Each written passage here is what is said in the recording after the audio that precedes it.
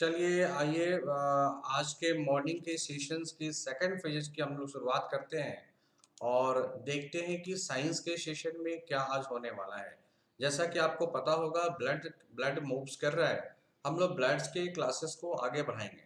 सो एक थीम है education is the most powerful weapons we can use to change the world. ये किसने कहा था? तो नेल्सन मंडेला ने कहा था कि एजुकेशन एक ऐसा पावर है जिससे हम पूरी दुनिया में चेंजिंग ला सकते हैं, परिवर्तन ला सकते हैं। आइए हम देखते हैं ब्लड के कंटेंट में। हम लोगों ने आरबीसी देखा, हम लोगों ने डब्ल्यूबीसी देखा। ओके, ये आरबीसी और डब्ल्यूबीसी काफ़ी इम्पोर्टेंट होते हैं आपके एग्जामिनेशन पॉइंट ऑफ व्यू से। तो हमने देखा क्या था? RBC red blood corpuscles, what we blood. RBC को देखा था हमने, रेड ब्लड कॉर्पसल्स। सेकंड हमने देखा था कि किस तरह से डब्ल्यूबीसी का रोल अदा होता है, किस तरह से ये एंटीजन्स का काम करता है और किस तरह से ये एंटीबॉडी का फॉर्मेशंस करता है। ओके, उसके बाद हमने देखा था प्लेटलेट्स। तो जिस तरह से आपको पता होगा कि डब्ल्यूबीसी एक एंटीजन्स का फॉर्मेशन करता है, इसके बाद हम लोग देख पाएंगे प्लेटलेट्स को। शायद हमने कल देखा था। थोड़ा सा रिकैप करते हुए हम आगे पढ़ेंगे लिम्फ, फिर हम लोग पढ़ेंगे प्लाज्मा और फिर हम लोग पढ़ेंगे ब्लड की क्लॉटिंग कैसे होती है, ब्लड को कैसे क्लॉट किया जाता है। इन बातों को आज हम पढ़ने वाले हैं आज के इस सेशन के अंदर, बराबर है। तो चलिए थोड़ा सा रिकैप करते हैं और डब्ल्यूबीसी के बारे में। जैसा कि आपने कल के बारे में लेक्चर में पढ़ा था कि डब्ल्यूबीसी क्या करता है। डब्ल्यूबीसी एक एंटीजन का फॉर्मेशन करता है। क्या फॉर्मेशन करता है? तो एंटीजन का फॉर्मेशन करता है। एंटीजन भी एक वास्तव में क्या होता है? तो antigen is also a type of protein. Antigen भी क्या है? एक तरह का प्रोटीन है। Antigen is also a type of protein.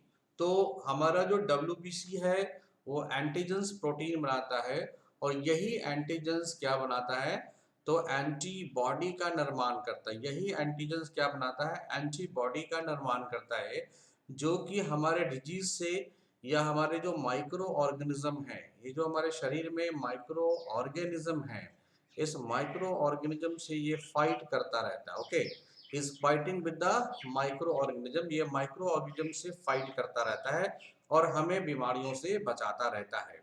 अगर हमारे बॉडी में पर्याप्त मात्रा में एंटीबॉडी का फॉर्मेशन नहीं होता है तो मुझे बाहर से एंटीबायोटिक लेना पड़ता है। क्या लेना पड़ता है? एंटीबायोटिक्स लेना पड़ता है। What we have to takes?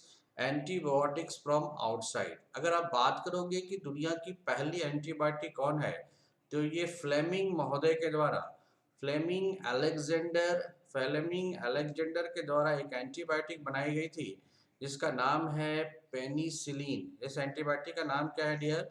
तो पेनिसिलिन। ये पेनिसिलिन का पेरेंटल फॉर्म दुनिया की पहली एंटीबायोटिक है और इसी एंटीबायोटिक के मदद से कई तरह के डिजीजेस को कंट्रोल किया जाता है। अगर आपके बॉडी के अंदर जो इम्यून सिस्टम है, डिफेंस मैकेनिज्म है और डब्ल्यूबीसी है, जो अगर पर्याप्त मात्रा में एंटीजन का फॉर्मेशन नहीं कर पाती है तो आप एंटीबॉडी नहीं बनाते हैं, तो बाहर से आपको एंटीबायोटिक्स लेना पड़ता है। ये आए दिन आपको देखने को मिलता होगा। मान लो कि अभी अगर आपको कफ एंड कोल्ड्स है, इस कफ एंड कोल्ड्स को लेके आप डॉक्टरों को पास जाते हैं और डॉक्टर्स आपको एडवाइस करता है कि 3 दिन तक ये मेडिसिन खाओ और 3 दिन के बाद अगर ठीक नहीं होते हो फिर एंटीबायोटिक लिख दूंगा। इट मीन्स 3 दिन तक वो यह देख चुका था कि आपका जो इम्यून सिस्टम है वो रिस्पॉन्ड नहीं कर पाया है, so that we have to take. फिर डॉक्टर आपको एडवाइस करता है कि नहीं, आपको अब लेना चाहिए। क्या लेना चाहिए? तो एंटीबायोटिक लेनी चाहिए। और एंटीबायोटिक कौन सी है? तो पेनिसिलिन है, ये पहली एंटीबायोटिक है। अगर बात करें पेनिसिलिन की, तो ये जो पेनिसिलिन एंटीबायोटिक है ये काम किधर करता है, वर्किंग किधर करता है? तो working of penicillin. Penicillin antibiotic का वर्किंग क्या है? ये बैक्टीरिया का सेल है और बैक्टीरिया के सेल के अंदर क्या होता है? न्यूक्लियस होता है और न्यूक्लियस के अंदर जो होता है कॉइलिंग डीएनए होता है। क्या होता है? Coiling DNA. इसे कहा जाता है कॉइल्ड डीएनए और this coiled DNA is known as DNA gyrase. इस कॉइल्ड डीएनए का नाम क्या है? DNA gyrase.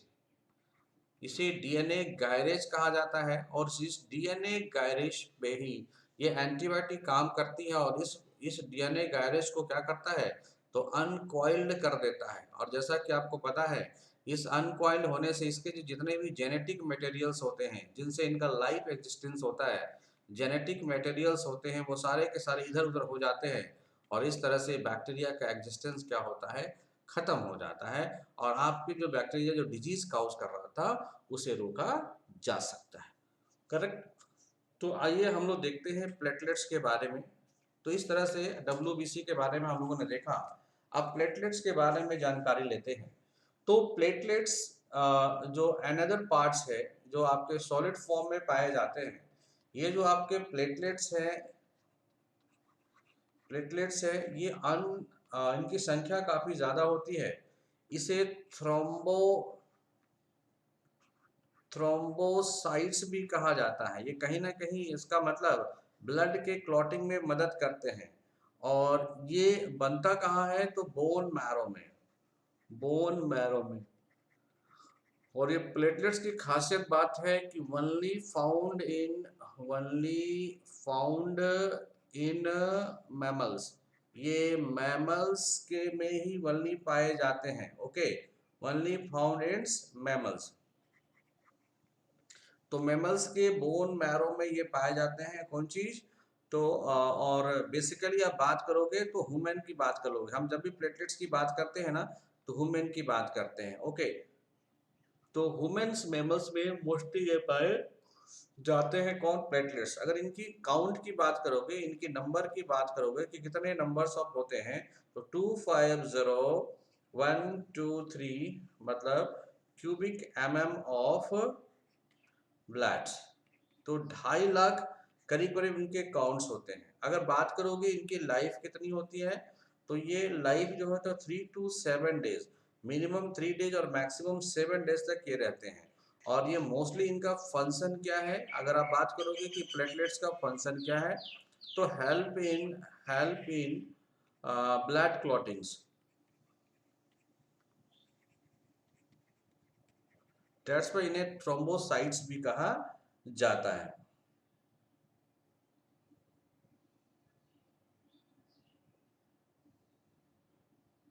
साथ ही साथ ये आपके बॉडी का के ब्लड का पीएच रेगुलेट करता है। पीएच रेगुलेशन ये काम कौन कौन सा करता है तो पीएच के रेगुलेशन। किसका पीएच तो ब्लड के पीएच को रेगुलेट कौन करता है तो प्लेटलेट्स करता है। ओके, और इनके पास अगर बात करोगे तो कोई भी न्यूक्लियस नहीं होता है। There is no nucleus. और अगर आप देखोगे तो मोस्टली प्लेटलेट्स की जो काउंट सबसे कम होती है ये होती है डेंगू फीवर में। अगर आपको डेंगू फीवर हो गया है तो ब्लड प्लेटलेट्स काफी कम होने लगता है। ओके, तो आपके शरीर में अगर प्लेटलेट्स की संख्या काफी कम होने लगे तो कहीं ना कहीं आप डेंगू से क्या है ग्रसित हैं। या डेंगू फीवर में सबसे ज्यादा ब्लड प्लेटलेट्स की संख्या क्या होती है कम होती है। करेक्ट। चलिए, आप दूसरे ऑर्गन्स को हम देखते हैं जिसका नाम है लिम्फ। जिसका नाम क्या है लिम्फ।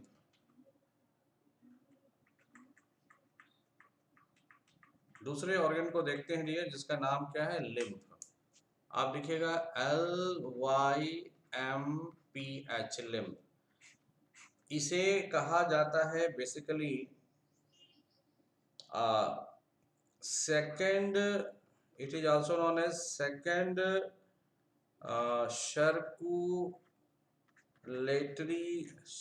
Circulatory system. ये आपका सेकंड सर्कुलेटरी सिस्टम है और ये मिडिल मैन का काम कर सकता है। तो आप बोल सकते हो मिडिल मैन ये है किसके बीच में तो between blood and tissues. Blood and tissues के बीच में मिडिल मैन का काम करता है। ओके, और मोस्टली जितने भी इंटरचेंजेस होते हैं of nutritions and waste, it helps in the interchanges interchanges of its help in the interchanges of nutritions nutritions and waste materials and waste materials के बाद में ये मीडिएटर का काम करता है, इंटरचेंज का काम करता है किसके बीच में, बिटवीन ब्लड एंड टिश्यूज। तो बिटवीन ब्लड एंड टिश्यूज के बीच में ये मीडिएटर्स का काम करता है कौन, लिम्फ्स। तो काफी इंपॉर्टेंट है lymphs. Lymph is the second circulatory system, middle man and blood between blood and tissues, help in the interchange of nutrients and waste materials, blood and tissues. अब देखिए ये बेसिकली इस तरह के बने होते हैं।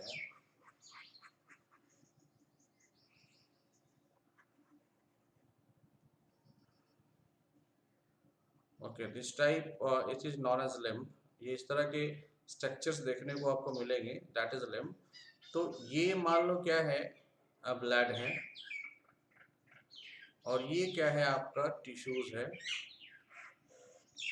ओके, तो मान लो कि आपके टिश्यूज के पास जो भी वेस्ट मटेरियल्स होगा उसको लेके यह इधर जाएगा, और जो प्योर मटेरियल्स है, जो न्यूट्रिशन आपको ब्लड में है, उसको लेके इधर आएगा।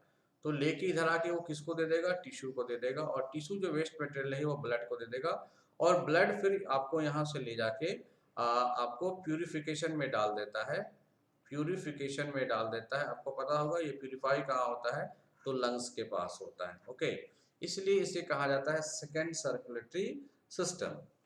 अब लिम्फ जो है बेसिकली आपके बॉडी में इस तरह से जब अगर इंटर बैलेंसेस का काम करता है, तो यह रेगुलेट कर पाता है, क्या, regulate the temperature. So it's regulate the temperature of body.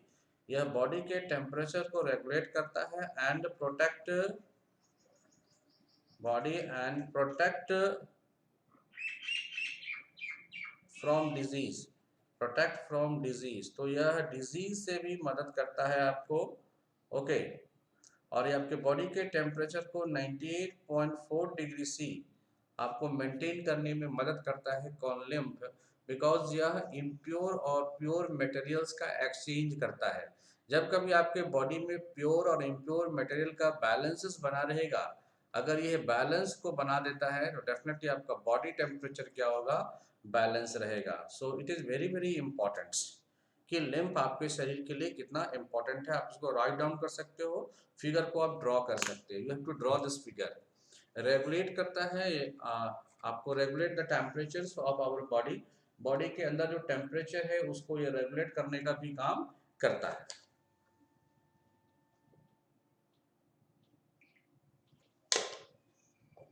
ढेर उतनी बातों को पढ़ना है जिससे कि आपका एग्जाम्स निकल जाए।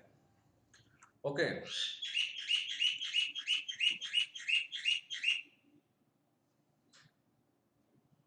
अगर बात करोगे कि इसका फॉर्मेशन किधर से होता है, तो फॉर्मेशन की अगर बात करोगे तो फॉर्मेशन इसका होता है स्प्लीन के अंदर, और ये डेड भी हो जाता है। डेड भी किधर हो जाता है, तो ये स्प्लीन के अंदर भी डेड हो जाता है। इसलिए लिम्फ का ग्रेवयार्ड किसे कहा था, स्प्लीन को क्या कहता है, स्प्लीन को ही ग्रेवयार्ड कहा जाता है। किसका, लिम्फ का। It is also known as grave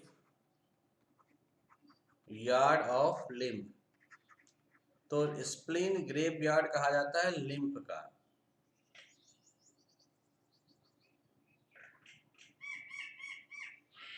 तो अगर आप देखोगे तो आरबीसी, डब्ल्यूबीसी और फिर आपका लिम्फ, ये तीनों को तीनों का फॉर्मेशन किधर होता है, तो स्प्लीन के अंदर होता है, और स्प्लीन में डेड भी होता है। ओके, ये बेसिकली स्प्लीन में डेड हो जाते हैं।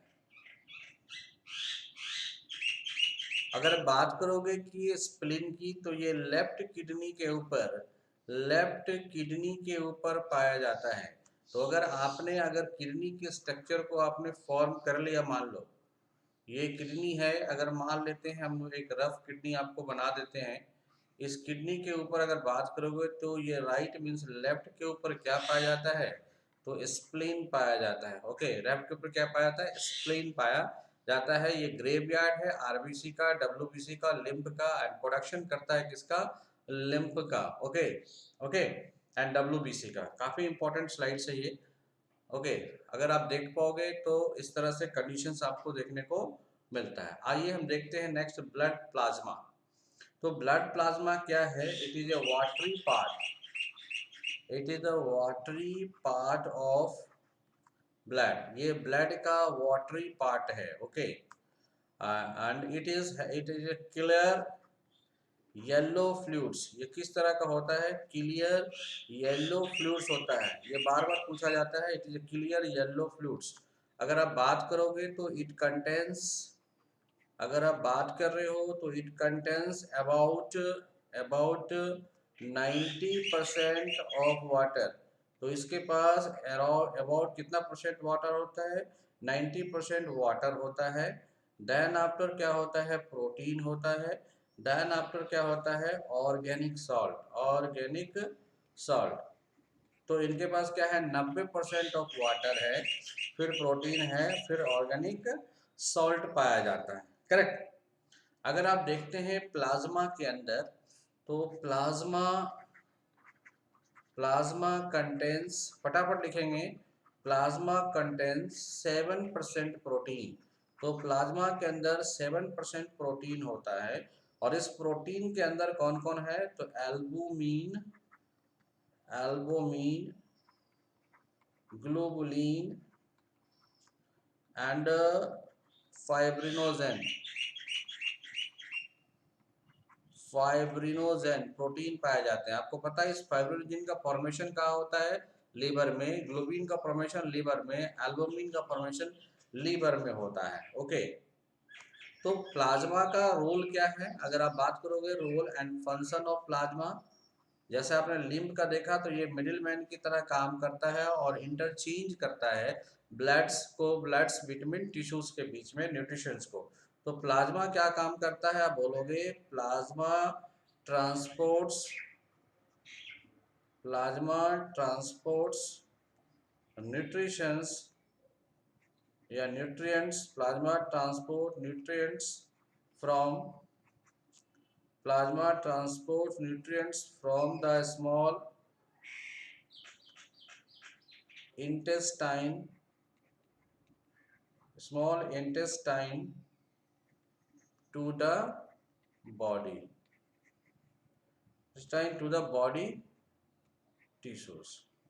मीन्स जो आपका न्यूट्रिशन है वो को स्मॉल इंटेस्टाइन, छोटी आंत में जो आप एब्जॉर्ब कर लेते हो, उसको एब्जॉर्ब को वो बॉडी टिश्यूज के पास ये ले जाता है। कौन?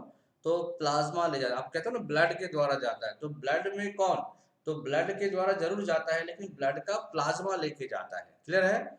ब्लड का प्लाज्मा लेके जाता है। और सेकेंड क्या है? And return,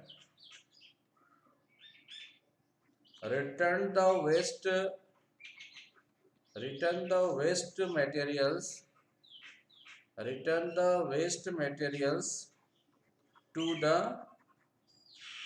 the kidney। और वेस्ट मटेरियल कहाँ रिटर्न कर देता है? किडनी को। Where it is filtered, where it is filtered. तो आप देख रहे हो कि प्लाज्मा इंपॉर्टेंट है। इसके अंदर 90% वाटर होता है, 7% प्रोटीन होता है। इस प्रोटीन में एल्बुमिन, ग्लोबुलिन्स और फाइब्रिनोजेंस पाए जाते हैं। ओके, और रोल एंड फंक्शन क्या है? Plasma transport nutritions from the small intestine to the body tissues and return the waste materials to the kidney where it is filters. जहाँ पे ये क्या हो जाता है? फिल्टर्स हो जाता है। ओके,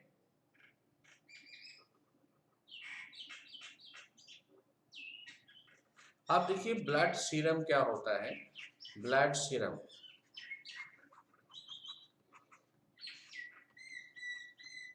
जब आप फाइब्रिनोजेन,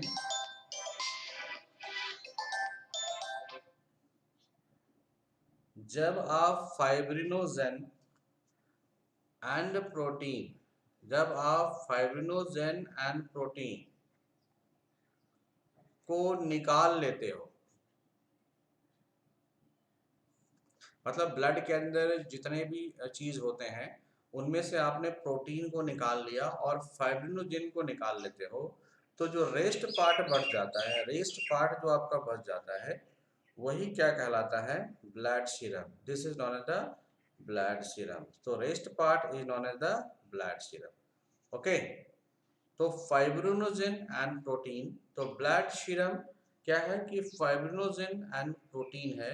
तो रेस्ट पार्ट जो होता है वो क्या कहलाता है, ब्लड सीरम कहलाता है। ओके, क्या कहलाता है, ब्लड सीरम कहलाता है। याद हो गया डियर। अब हम लोग देखते हैं कि ब्लड क्लॉटिंग होते कैसे हैं, how the blood clotting suckers. ये ब्लड क्लॉटिंग कैसे होता है, तो सबसे पहले आपको डेफिनेशन लिखना होगा कि ब्लड क्लॉटिंग कब होती है। आप लिखेंगे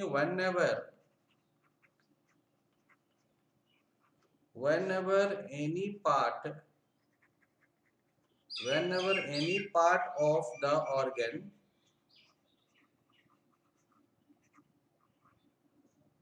is cut out। जब आपके शरीर का कोई पार्ट कट हो जाता है, then blood आउट ब्रेस्ट, तो ब्लड क्या है और बाहर निकल आता है, and flow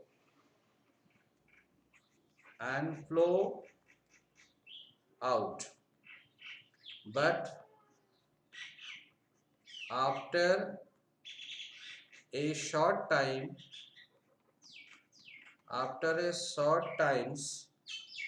these bloods appears like jelly, and it is called the phenomenon of blood. तो इसे ब्लड क्लॉटिंग का घटना कहा जाता है।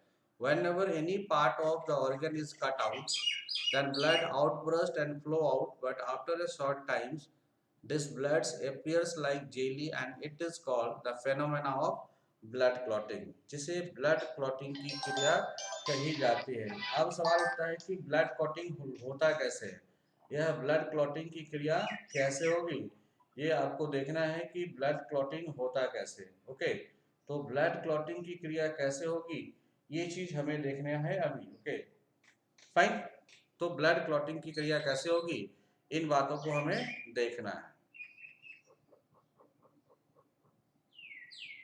तो जैसे ही ब्लड आपके शरीर से बाहर आया, तो ये किसके कांटेक्ट में आता है, तो आप बोलोगे कांटेक्ट विथ एयर। तो जैसे यह ब्लड कांटेक्ट विथ एयर होती है, तो यहाँ पे एक मैकेनिज्म्स होता है, जिस मैकेनिज्म्स का नाम है THROMBOSITEOUS, थ्रोम्बोटियस की घटना होती है। ओके, और थ्रोम्बोटियस की घटना के साथ किसका फॉर्मेशन होता है, तो प्रोथ्रोम्बोप्लास्टिन, ये प्रोथ्रोम्बोप्लास्टिन का फॉर्मेशन हो जाता है, जो आपके बॉडी के अंदर जो ब्लड के अंदर जो प्रोटीन्स मौजूद होते हैं,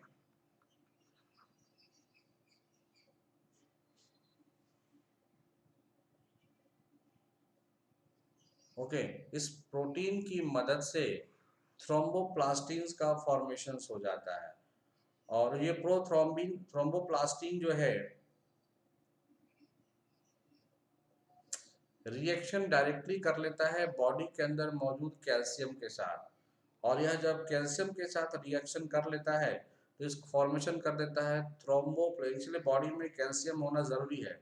थ्रोम्बोप्लास्टिन किसका निर्माण कर देता है, थ्रोम्बोप्लास्टिन का निर्माण कर देता है। ओके, किसका निर्माण कर देता है, थ्रोम्बोप्लास्टिन का निर्माण कर देता है। ओके, तो जैसा ही आप देख रहे हो कि ब्लड एयर के साथ कांटेक्ट में आता है तो क्या बन देता है, थ्रोम्बोसिटियस बना देता है, और ये प्रोटीन के कारण बनता है, और ये प्रोथ्रोम्बोप्लास्टिन बना देता है, और कैल्शियम की मदद से क्या बना देता है, तो थ्रोम्बोप्लास्टिन बना देता है। तो अभी आप देखिएगा आपके पास बन के क्या रेडी है, तो थ्रोम्बोप्लास्टिन, तो थ्रोम्बोप्लास्टिन में क्या का यूज हुआ, कैल्शियम, एयर और ब्लड में मौजूद प्रोटीन, इनके द्वारा ये क्या बन जाता है, थ्रोम्बोप्लास्टिन। अब ये जो थ्रोम्बोप्लास्टिन है, सीक्वेंस आइएगा, थ्रोम्बोप्लास्टिन जो है ये आपके बन के रेडी है, और ये फिर क्या करता है, कैल्शियम आयन के साथ फिर ये रिएक्शंस करता है, ओके। और इसके साथ एक एंजाइम मिलता है, जिसका एंजाइम का नाम है ट्राइप्टेज, ट्राइप्टेज एंजाइम, ओके, जो ब्लड में पाया जाता है, ट्राइप्टेड एंजाइम्स। एंड इसका नाम हो जाता है, कन्वर्ट कर देता है यह प्रोथ्रोम्बिन में, it is convert into the prothrombin. तो अभी थ्रोम्बोप्लास्टिन, ओके, बदल गया किसमें, प्रोथ्रोम्बिन में, ओके। और ये प्रोथ्रोम्बिन क्या हो जाता है, एंजाइम के साथ जैसे ही रिएक्शन करते हो तो ये एक्टिव बना देता है, ये एक्टिव बना देता है, ओके, एक्टिव, और एक्टिव बदल के इसका नाम क्या हो जाता है, तो थ्रोम्बिन, इसका नाम क्या होता है, थ्रोम्बिन। तो प्रोथ्रोम्बिन जब एक्टिव होता है किसके साथ, ट्रिप्टेज एंजाइम के साथ, तो इसका फॉर्मेशन का नाम क्या होता है, थ्रोम्बिन।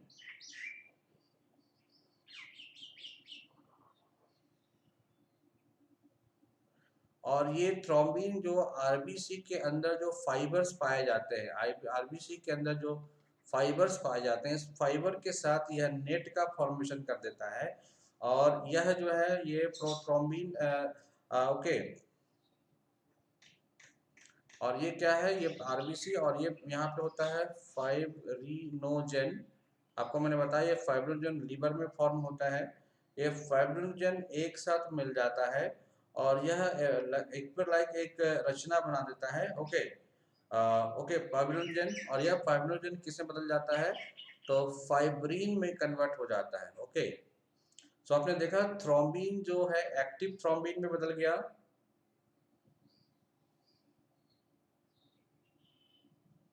और यह रिएक्शन कर देता है थ्रोम्बिन किसके साथ, फाइब्रिनोजेन के साथ, और क्या बना देता है, फाइब्रिन बना देता है।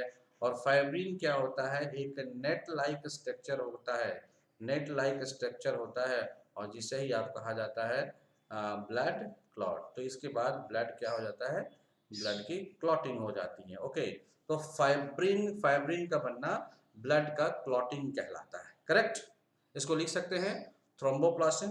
आप बैक होकर देख सकते हो, ब्लड जैसे आपका कट जाता है, किसी भागों में कट जाता है, छाले पड़ जाते हैं, तो उन जगहों पे क्या देखने को मिलता है कि ब्लड एयर के कांटेक्ट में आता है, और जैसे ब्लड एयर के कांटेक्ट में आता है तो थ्रोम्बोटियस का फॉर्मेशन होता है प्रोटीन के मदद से, और यह प्रोथ्रोम्बिन थ्रोम्बोप्लास्टिन में बदल जाता है, और प्रोथ्रोम्बोप्लास्टिन थ्रोम्बोप्लास्टिन में कन्वर्ट हो जाता है कैल्शियम की मदद से, और यह प्रो थ्रोम्बोप्लास्टिन फिर कैल्शियम और ट्रिप्टेज एंजाइम की मदद से प्रोथ्रोम्बिन में बदल जाता है, जो पहले इनएक्टिव होता है अब एक्टिव हो जाता है, और थ्रोम्बिन का फॉर्मेशन कर देता है, और थ्रोम्बिन फाइब्रोजन की मदद से, जो कि आरबीसी ब्लड में पाया जाता है, फाइब्रिन में बदल जाता है, और यह फिर फाइब्रिन ब्लड को क्लॉट करा देता है। अगर हम इसको सीक्वेंस वाइज में देखें तो सबसे पहले क्या होगा, थ्रोम्बोप्लास्टिन, थ्रोम्बोप्लास्टिन के बाद क्या होगा, प्रोथ्रोम्बिन, और ये प्रोथ्रोम्बिन के बाद क्या मिलता है आपके पास, कैल्शियम, और कैल्शियम क्या बदल देगा इसको, थ्रोम्बिन में, आपने देखा होगा थ्रोम्बिन में। और ये जो थ्रोम्बिन है, ये सारे के सारे प्रोटीन है, ये जो थ्रोम्बिन है किसके साथ मिलता है, फाइब्रिनोजेन, और ये फाइब्रिनोजेन किसे बदल देता है, इसे फाइब्रिन में बदल देता है। तो यहाँ पे क्या हो गया, फाइब्रिन प्लस वहां से आपने देखा आरबीसी मिलता है, और ये क्या कर देता है, तो ब्लड क्लॉट, ये ब्लड को क्लॉट कर देता है, ओके, करेक्ट। तो आपने देख लिया कि ब्लड की क्लॉटिंग कैसे होती है। अब हम लोग देखते हैं कि ब्लड का मेन फंक्शन क्या है, main function of blood, main functions, main function of blood. तो ब्लड का मेन फंक्शन क्या है, सभी को इसको लिखने का प्रयास करेंगे। मेन फंक्शन ऑफ ब्लड क्या है? पहला फंक्शन क्या है? टू ट्रांसपोर्ट, ब्लड एक ट्रांसपोर्ट करता है, टू ट्रांसपोर्ट न्यूट्रिशंस या ट्रांसपोर्ट न्यूट्रिएंट सब्सटेंस। ये न्यूट्रिएंट सब्सटेंस को क्या करता है? ट्रांसपोर्ट करता है और एक्सक्रीट भी करता है। ओके, और ये क्या करता है? एब्जॉर्ब करता है। सबसे important work absorb, absorb atmospheric oxygen, ये एटमॉस्फेरिक पर्यावरण के oxygens by the help of haemoglobin, किसके द्वारा? Haemoglobin, to the various tissues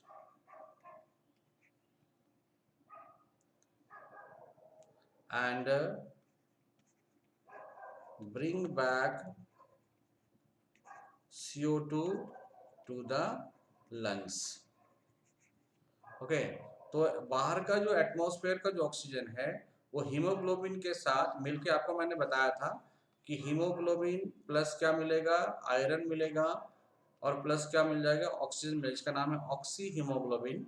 ये मिलके ये क्या करेगा? इसके साथ ट्रांसपोर्ट करेगा टिश्यू में, और टिश्यू के पास जो कार्बन डाइऑक्साइड है उसको बाहर लेके चलाएगा। ये दो इंपॉर्टेंट रोल हो गया आपका ब्लड का। ओके, अब तीसरा क्या है? Protect body, protect body. अब ये करने वाला कौन होगा? WBC, from the disease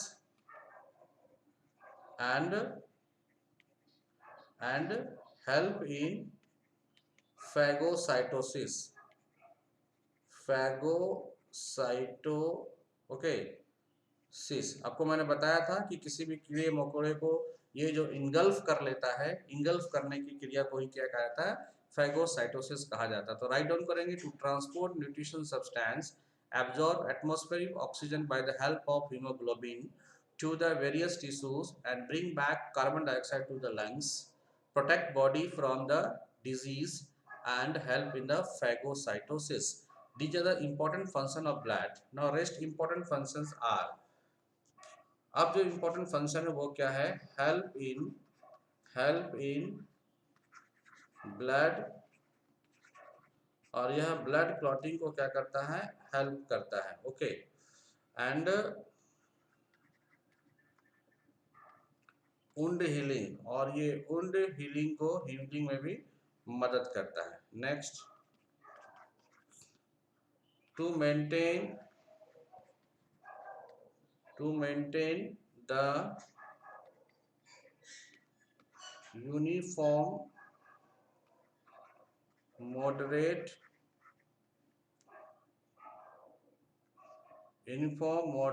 temperature and osmotic pressure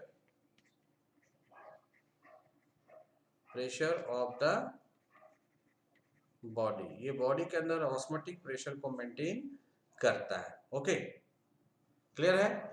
अब ये ऑस्मोटिक प्रेशर क्या होता है? देखो, ये आपका जो सेल है, ये जो आपका सेल है, इस सेल के अंदर क्या है? 90% आपका क्या है?